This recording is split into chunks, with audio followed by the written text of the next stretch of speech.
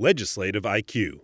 Increase your legislative intelligence with Florida's policy, budget, and campaign monitoring service. Subscribe today at legislativeiq.com. Daniel Nurse is a gay adoptive father of 3. He was near tears, fearing the legislation would discriminate against people like he and his partner. We adopted these 3 children, and we faced the same biased racisms that are outlined in this bill when we went to adopt.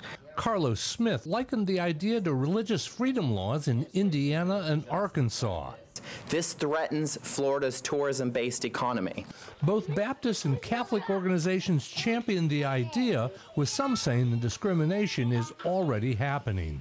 This is the way we've been doing things for the last 5+ or more years. Representative Dave Kerner tried to water the bill down but failed. Basically saying we want discrimination to occur in the state of Florida against gay people. That is precisely what is going on in Indiana. This is going to be a firestorm in the state of Florida. After overwhelming approval, we spoke with Anthony Segrees of Clearwater. He was adopted by gay parents when he was 13. And you had no problem with it? No, I had no qualm at all whatsoever. And how's it worked out? It's worked fine. I get good grades in school. I have lots of friends. The sponsor readily admits that this legislation is in direct response to the state legalizing gay adoptions, and that was mandated by a court.